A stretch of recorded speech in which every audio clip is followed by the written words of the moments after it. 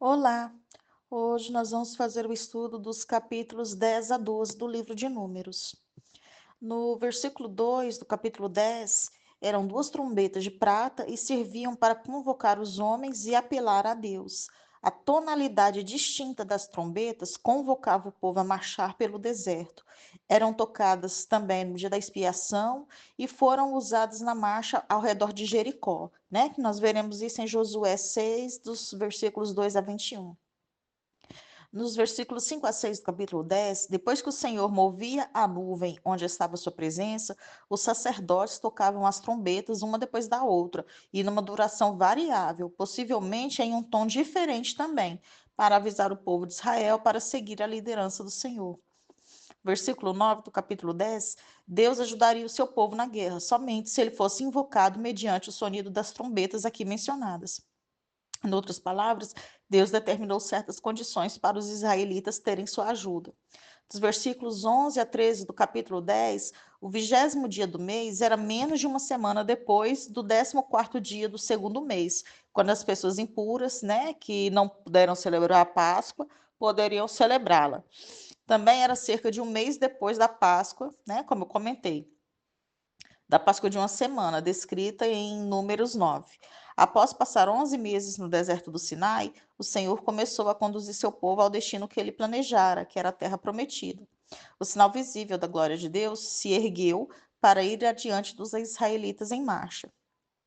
Dos versículos 14 a 28 do capítulo 10, a partida dos sacerdotes, dos levitas e das 12 tribos, em ordem do Monte Sinai, segue o padrão dito antes, com a tribo de Judá partindo primeiro.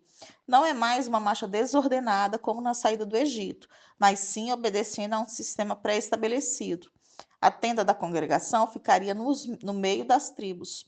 À frente iam os materiais pesados do tabernáculo, de modo que, com a chegada dos coatitas, juntamente com o santuário, tudo já estaria preparado para sua instalação. Dos versículos 29 a 32 do capítulo 10, Moisés observou duas vezes que o Senhor falou bem sobre Israel e prometeu duas vezes a Robabe, seu cunhado, que esta bondade se estenderia a ele se ele os ajudasse, guiando-os pelo deserto. A bênção de Deus sobre Robabe se cumpriu em Juízes 1, versículo 16. Sabemos que Deus poderia conduzir o povo pelo deserto e o pedido poderia ser dispensável. Então, não podemos afirmar com certeza o motivo do convite de Moisés a Hobabe, porém ele tinha experiência com o deserto, né? E isso seria útil. Dos versículos 33 a 36 do capítulo 10, uma viagem de 3 dias cobria algo entre 56 a 72 quilômetros.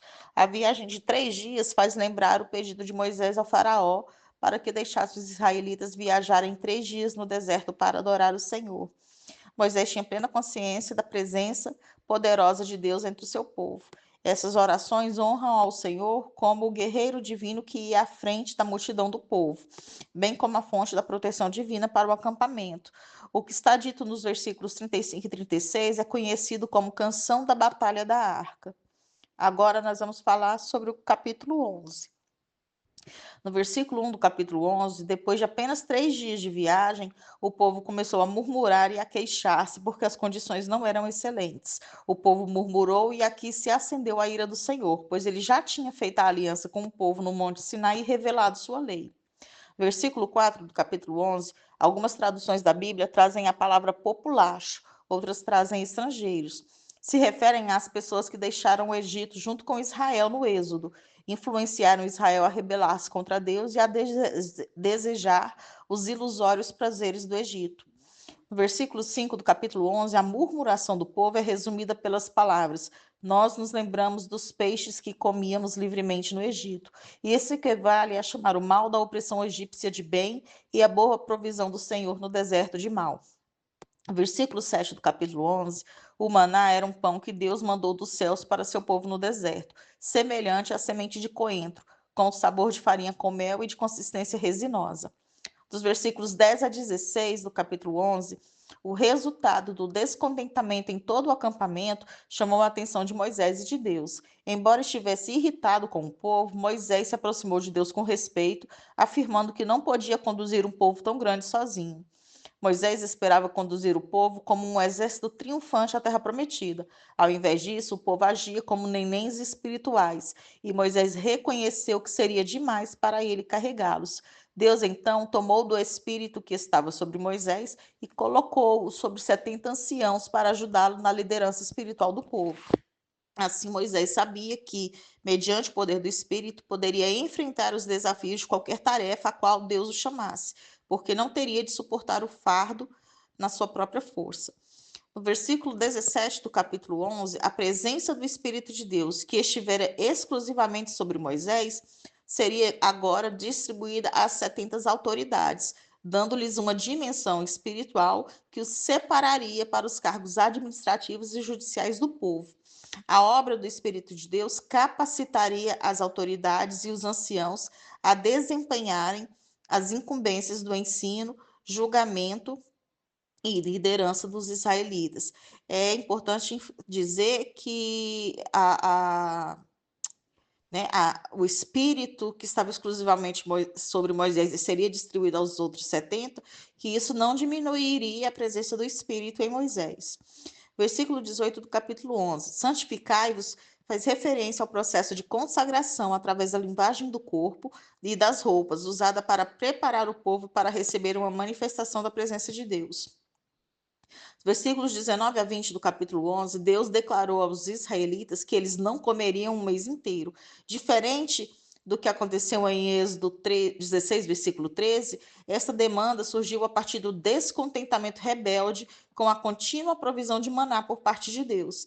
Ele manda carne, mas castiga a incredulidade e a dureza do coração do povo. Mostra amor, mas exercita a justiça. O povo queixou-se amargamente da maneira como Deus ia conduzindo os acontecimentos. Eram quais crianças mimadas que choram para impor sua própria vontade. Deus deixou-os ter aquilo que queriam, mas fez definhar sua alma. Esse episódio é uma solene advertência para quem insiste em andar na sua própria vontade e desejos, ao invés de humildemente submeter-se à vontade de Deus e de ser grato por sua providência. Versículo 23 do capítulo 11, a mão do Senhor significa a parte ativa da personalidade de Deus, sua atividade no mundo. Suas mãos são prontas a ajudar, são prontas a socorrer, a consolar e guiar.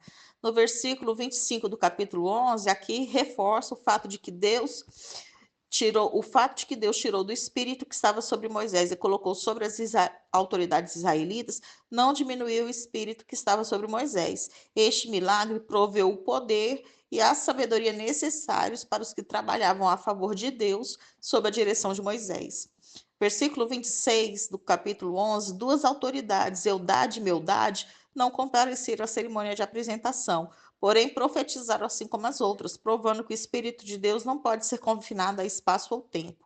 Versículo 29 do capítulo 11, quando Eldade e Medade continuaram profetizando no arraial, Josué queria que Moisés os proibisse. Moisés, no entanto, já aprendera a lição sobre isso. Percebera que, na vida espiritual, o normal seria que todo o povo de Deus pudesse profetizar quando o Espírito de Deus viesse sobre ele.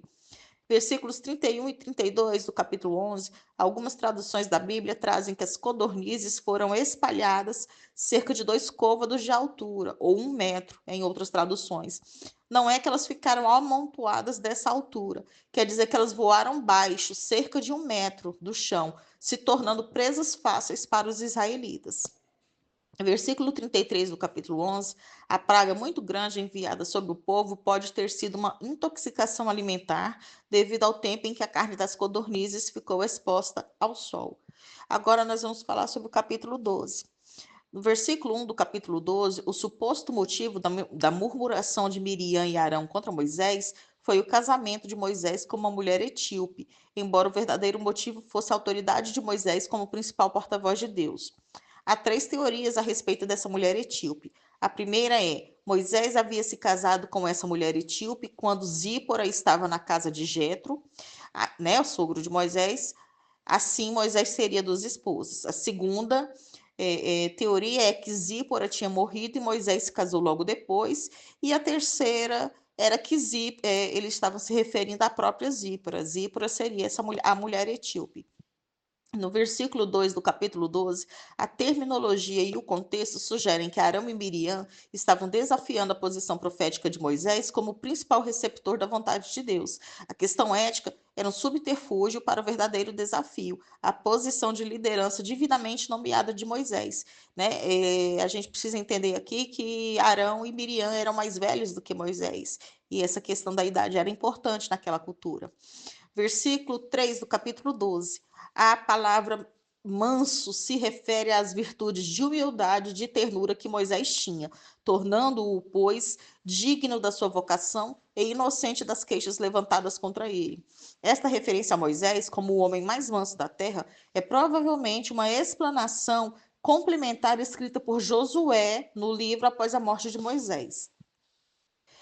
Nos versículos 4 e 5 do capítulo 12, a coluna de nuvem desceu para permitir um encontro pessoal para a revelação de Deus. Dos versículos 6 a 8 do capítulo 12, o Senhor convocou Moisés e seus dois acusadores à tenda da congregação. Ali, o Senhor repreendeu Arão e Miriam por sua arrogante falta de temor ao fazerem oposição a Moisés. Considerando a clareza e a maneira direta de Deus revelar-se a Moisés, eles deveriam ter aceitado a sua própria subordinação a ele em seu estado ímpar, prestando-lhe apoio. O Senhor defende Moisés e diz que fala com ele diretamente, boca a boca. Nenhum outro personagem do Antigo Testamento teve um relacionamento tão íntimo com Deus como Moisés. Moisés eleva-se acima de todos os demais profetas do Antigo Testamento. No versículo 12 do capítulo 10, ficaria claro para qualquer um que visse Miriam que Deus havia condenado sua atitude. Arão compartilhou da humilhação, pois era evidente a todos que ele, igualmente, estava sendo castigado por ter tomado partido com ela, ao reivindicarem que eram tão grandes quanto Moisés. Entretanto, Deus não fez Arão ficar leproso, visto que sua posição como sumo sacerdote precisava ser salvaguardada. Dos versículos 12 a 15 do capítulo 12, Arão e Moisés expressaram o amor e preocupação por sua irmã ao suplicarem com desespero em favor dela. No entanto, o Senhor manteve a enfermidade por 7 dias, seguindo à risca a lei levítica, que prescrevia 7 dias de isolamento e depois o ritual de purificação. No versículo 16 do capítulo 12, o deserto de Parã é uma região ampla a nordeste do Monte Sinai, de onde o povo tinha levantado a marcha. Então, nós encerramos o estudo dos capítulos 10 a 12 do livro de Números.